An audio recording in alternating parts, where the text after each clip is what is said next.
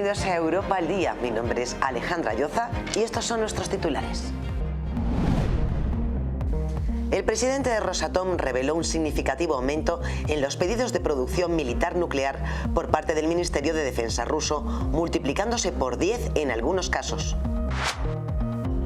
El presidente de Ucrania, Volodymyr Zelensky, advirtió que la colaboración entre Rusia y Corea del Norte ya no se limita a la transferencia de armas, sino que ahora incluye el envío de tropas para reforzar a las fuerzas rusas en su invasión. La Unidad Central Operativa investiga la operación de rescate de Air Europa, que recibió un apoyo financiero de 475 millones de euros por parte del gobierno de Pedro Sánchez. Italia ha dado un paso en la gestión de la crisis migratoria con el envío del primer grupo de migrantes a Albania, como parte de un acuerdo bilateral entre ambos países.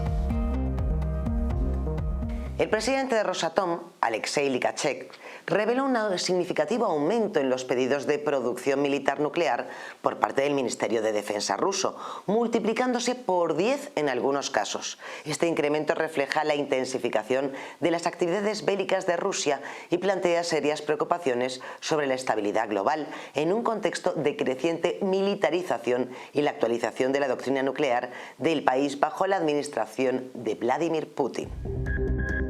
Alexei Likachev, presidente de la agencia nuclear rusa Rosatom, reveló un aumento sin precedentes en los pedidos de material nuclear del Ministerio de Defensa, con cifras que se han multiplicado por 10 en algunos casos.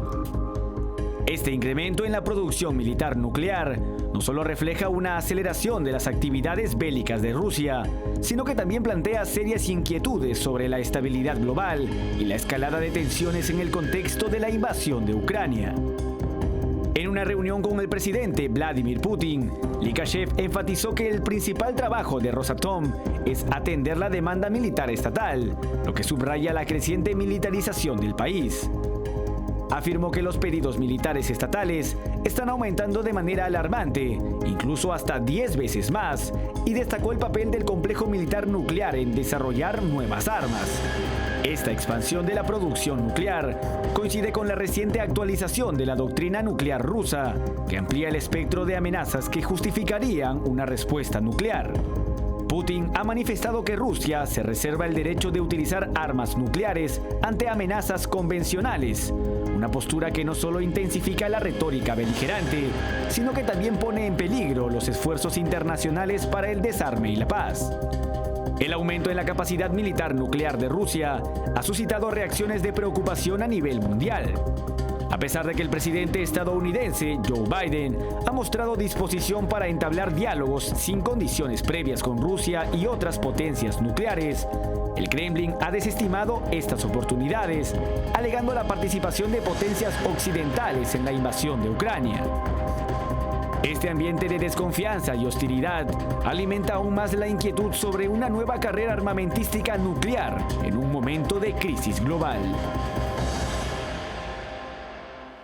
El presidente de Ucrania, Volodymyr Zelensky, denunció que Corea del Norte está enviando tropas para apoyar al ejército ruso, lo que intensifica la alianza entre Moscú y Pyongyang. Durante su discurso vespertino, Zelensky advirtió que la colaboración entre Rusia y Corea del Norte ya no se limita a la transferencia de armas, sino que ahora incluye el envío de personal militar norcoreano para reforzar a las fuerzas rusas en su invasión en Ucrania. Ante este escenario, Zelensky renovó su llamado a la comunidad internacional para que incremente el apoyo militar y financiero a Ucrania. Insistió en que se necesita mayor respaldo en la primera línea del frente, no solo en términos de armamento, sino para aumentar la presión sobre Rusia y evitar que el conflicto escale a una guerra de mayores proporciones. Durante su mensaje, el mandatario ucraniano subrayó la importancia de proporcionar a Ucrania capacidades de ataque a largo alcance y equipamiento decisivo, enfatizando que esto no solo es una cuestión de defensa militar, sino de fortalecer la respuesta frente a la agresión rusa. En sus palabras, la presión sobre Moscú debe ser lo suficientemente fuerte para debilitar sus capacidades. Zelensky concluyó una gira por varias capitales europeas, la última semana donde visitó Berlín, Londres, París y Roma, con el objetivo de asegurar más ayuda para Ucrania en su lucha contra la invasión rusa, que ya entra en su tercer año. Andriy Sybiga, ministro de Exteriores de Ucrania, hizo un llamado urgente a la comunidad internacional para que responda al fusilamiento por parte del régimen de Vladimir Putin de 9 prisioneros de guerra ucranianos en la región rusa de Kursk. Sybiga condenó estos actos como una grave violación de los derechos humanos y pidió sanciones más duras, así como acciones judiciales de la Corte Penal Internacional para garantizar que los responsables enfrenten la justicia.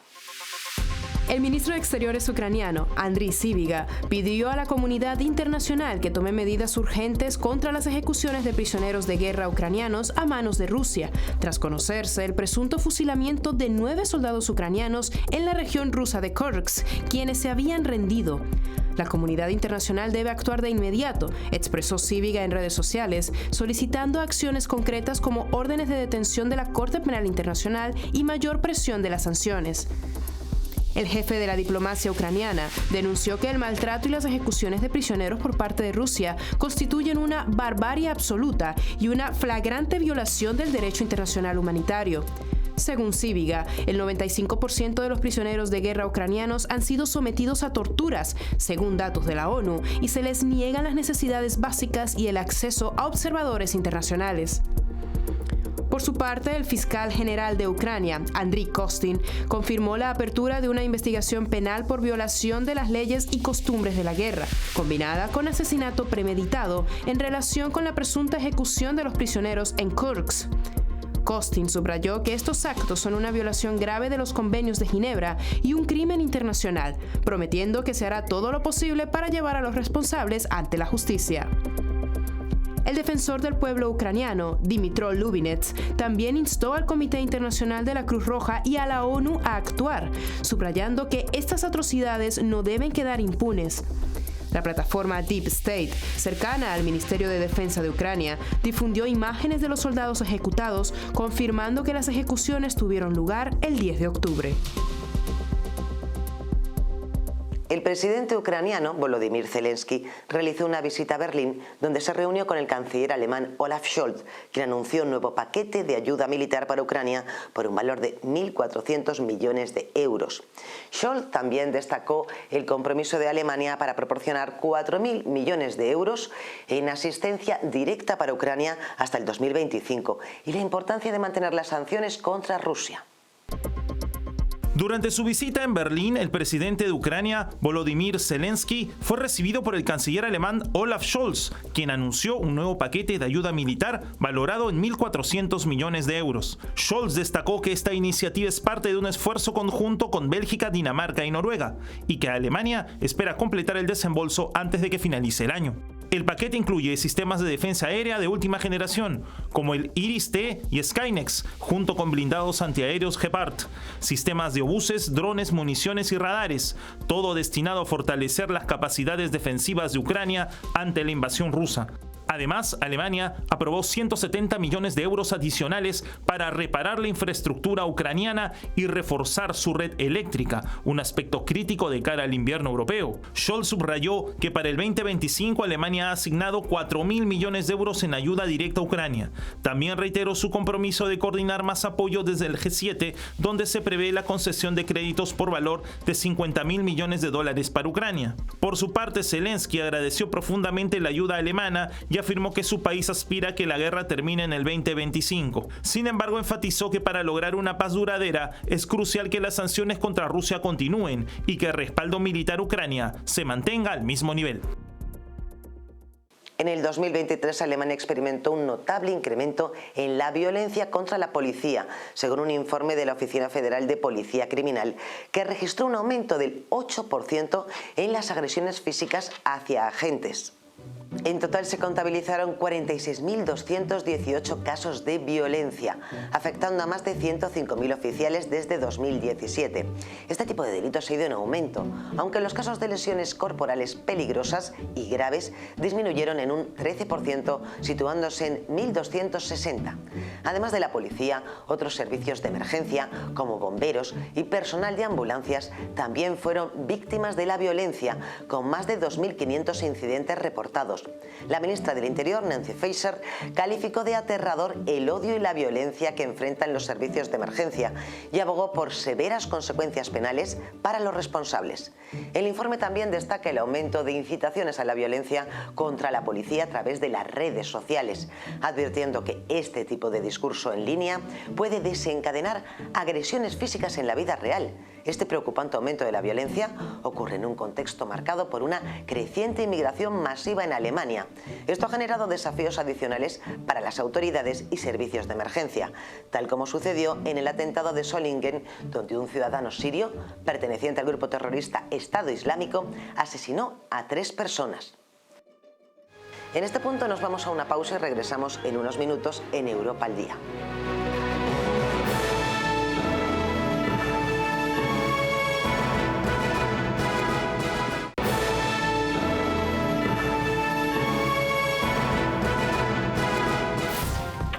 La reciente investigación de la Unidad Central Operativa de la Guardia Civil ha puesto bajo la lupa la operación de rescate de Air Europa, que fue aprobada por el gobierno de Pedro Sánchez durante la pandemia. Este informe destaca que la ayuda de 475 millones de euros fue otorgada en un tiempo récord de solo 70 días, mucho más rápido que el promedio de 355 días que se requiere para casos similares, lo que ha generado suspicacias sobre posibles influencias indebidas, particularmente relacionadas con el comisionista Víctor de Aldama. El exministro José Luis Ábalos ha sido mencionado en el informe como una figura clave en la aceleración del proceso, insinuando que utilizó sus conexiones con Aldama y Koldo García para facilitar la concesión del préstamo.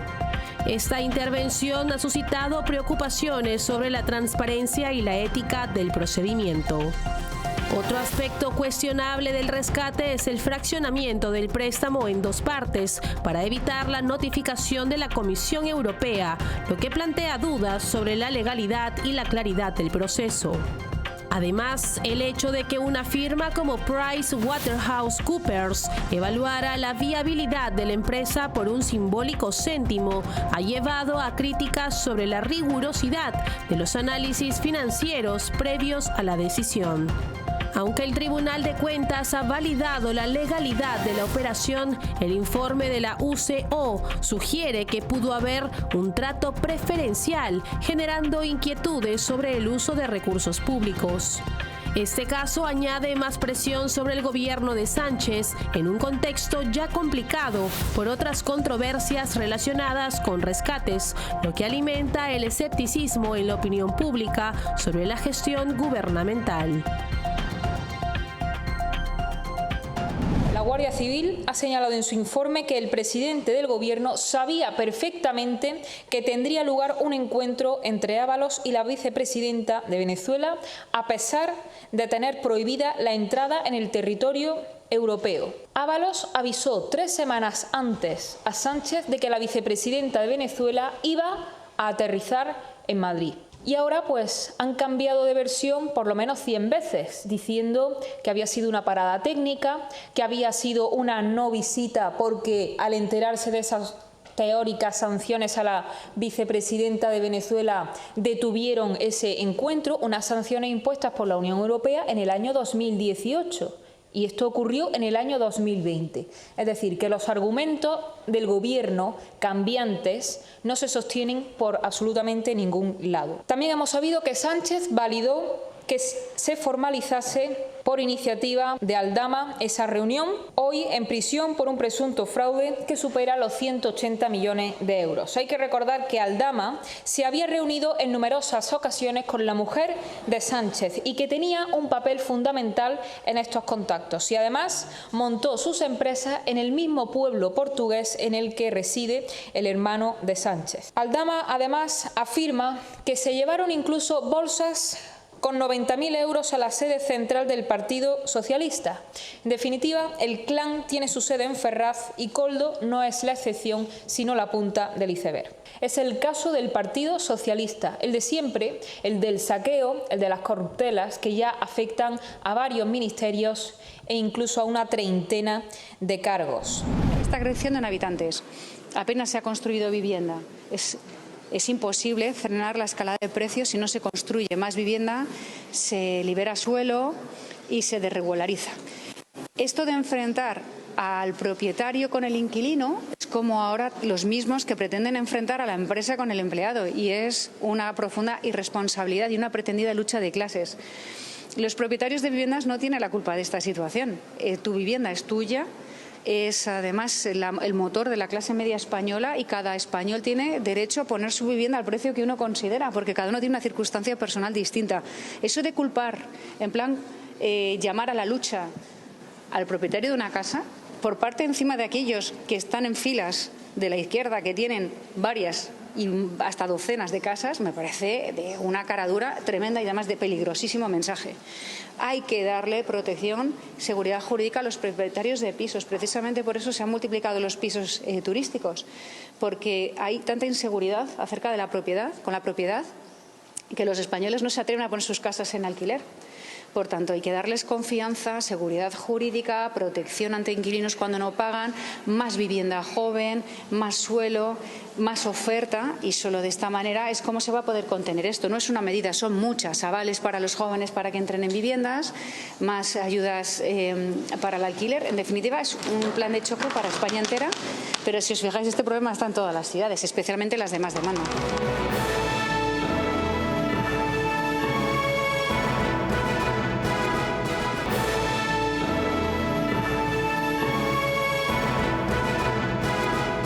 Italia ha dado un paso en la gestión de la crisis migratoria con el envío del primer grupo de migrantes a Albania, como parte de un acuerdo bilateral entre ambos países. Este plan tiene como objetivo descongestionar los centros de acogida italianos y acelerar el proceso de asilo, al permitir que los migrantes sean alojados temporalmente en Albania mientras se resuelven sus casos. Los migrantes fueron recibidos en un centro en el puerto de Schengen, donde serán registrados antes de ser trasladados a una base militar adaptada para su estancia. El acuerdo, que tiene una vigencia de 5 años y un presupuesto de 160 millones de euros, representa un esfuerzo conjunto para manejar el flujo migratorio de manera más eficiente. Bajo este plan, los migrantes interceptados por la Armada italiana serán transferidos a Albania, donde se realizará un primer control para determinar su elegibilidad de asilo. Aquellos que provengan de países considerados seguros podrán ser repatriados rápidamente, mientras que los demás continuarán su proceso de asilo en condiciones adecuadas. Giorgia Meloni busca aliviar la presión sobre el sistema de acogida de Italia, que ha estado lidiando con un número récord de llegadas en los últimos años. La colaboración con Albania no solo optimiza el manejo de la migración, sino que también fortalece las relaciones bilaterales entre ambos países, que han mostrado un compromiso compartido en la búsqueda de soluciones efectivas y humanas. El gobierno italiano, liderado por Giorgia Meloni, ha subrayado que este acuerdo es un modelo de cooperación regional que podría inspirar futuros acuerdos con otros países. Como parte del acuerdo, Italia se encargará de lo que ocurra dentro del recinto, mientras que las fuerzas albanesas garantizarán la seguridad exterior. Y antes de despedirnos, y para obtener más información, escaneen el código QR que aparece en este momento en sus pantallas. No se olviden que estamos en grupotvl.com, síganos también en Twitch como TVL-ESP, escúchenos a través de Spotify como TVL en español y sigan nuestra señal en vivo en nuestro canal de YouTube, donde podrán encontrarnos como TVL en español. La semana que viene les esperamos con más información en Europa al Día.